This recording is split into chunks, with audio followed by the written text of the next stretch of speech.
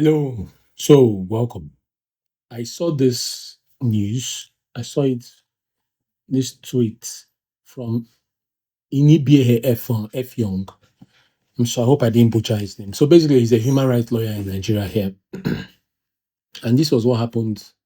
This is an incident. This is a guy that was famous for this picture. I'm sure a lot of you remember this picture where he stood in front of the bus, or rather, beg your pardon, the convoy of the former presidential aspirant of the Labour Party, Mr. Peter Obi. So he stood in front of his convoy, and it was well, kudos to the photographer that captured this moment. So it's quite an iconic photo, with the okute on top of inside the car, his security detail flanking him, and this guy in front. Very nice.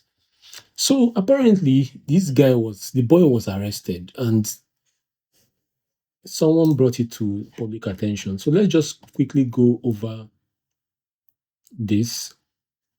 Um, we were at the Magistrate Court of Lagos, Apapa Magistrate. Well, I can't read this whole thing. It's stressful. Let's just go to the highlights. Okay. According to Alabi and his mother, his painful walk to prison can be attributed to the prolonged malice nursed by some self-acclaimed area boys of his locality who felt entitled to a share of the unexpected fortune that came Alabi's way when he halted and stood in front of the convoy of the 2023 presidential candidate of the Labour Party, Mr. Peter Obi, during the last electioneering campaign. Since he failed to properly settle in this sense is giving these boys something, because I don't know, in this place, a lot of people in Nigeria, and I don't want to call a location before people get in their feelings about it. In Nigeria, a lot of people feel entitled to things that they didn't work for.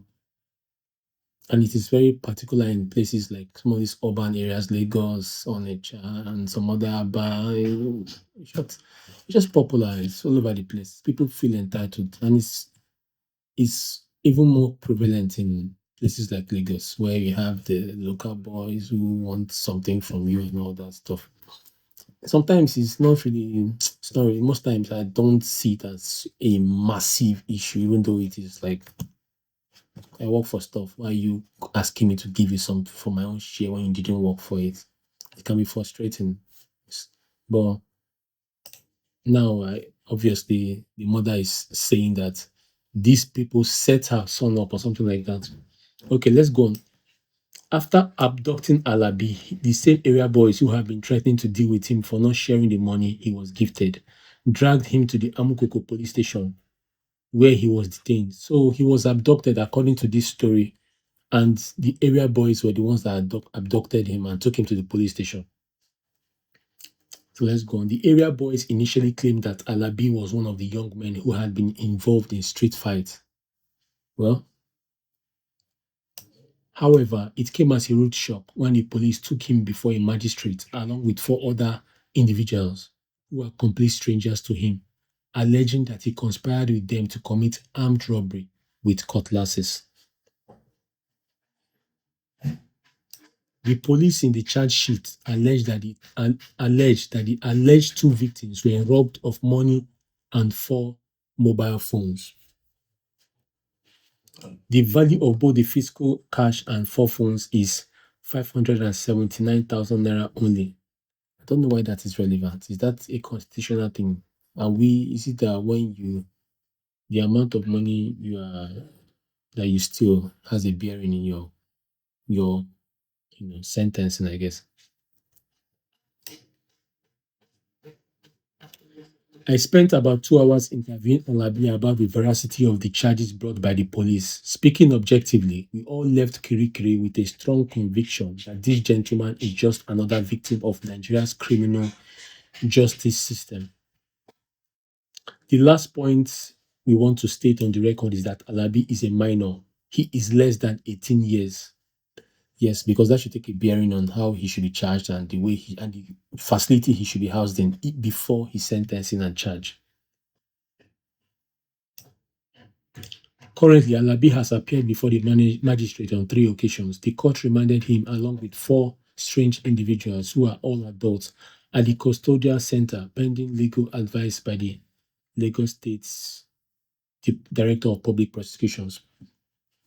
So, why did I want to talk about this? I think one of the things I wanted to talk about is one, the need to demand what the need a lot of Nigerians have to demand for what they did not work for. The unnecessary entitlement that a lot of us are suffering from. Because if this young man, first of all, he was brave and courageous to come in front of that convoy. Because you know how our security forces are. The presidential aspirant at that time, even up to now, is a high value personnel.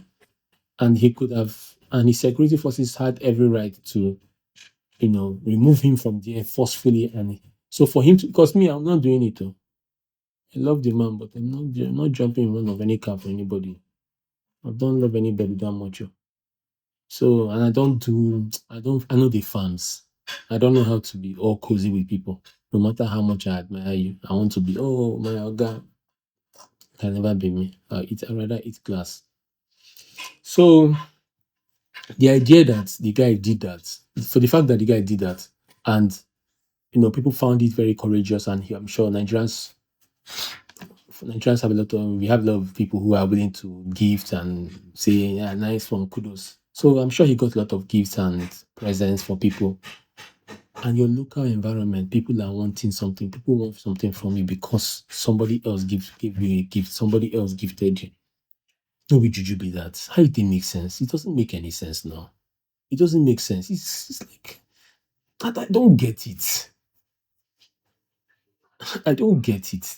There are things I can understand, but not this one. Wetin concern you? And people not social. And look, I don't. The reason why I don't doubt this kind of thing is possible because the way the vehemence in which some of these people ask you for things, then you realize that if you don't give them, they are ready to do things. You have a lot to lose. They don't have much to lose. They are ready to do a lot to you. So because they are ready to do a lot to you, you will suffer the consequences. And this is one of the consequences. Also, you have to learn how to change neighborhood. Once your life begins to improve, your quality of life changes. You have to change the neighborhood. You have to change your neighborhood. Freshen up your environment because people, evil eyes everywhere. Because this man is crazy. And third, come on now. This is a minor and he's in Krikri or what's it called? Minimum correction or whatever. It's like, and uh, what's the evidence? And if this story is true that area boys are the ones who captured him and it's because of the malice,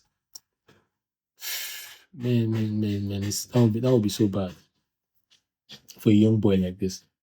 Another thing again is it possible that the charge, the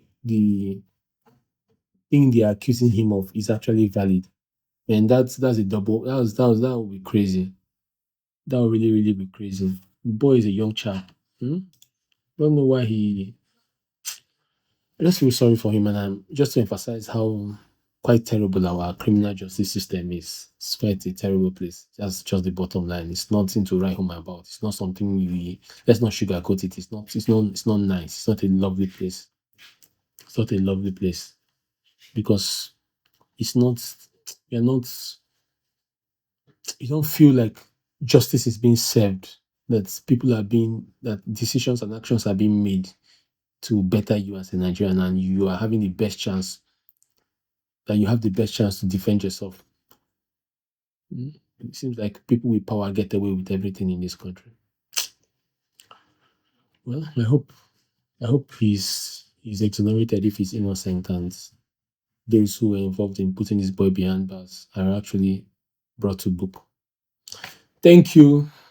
Thank you. Like, subscribe, and you know go prison. I swear.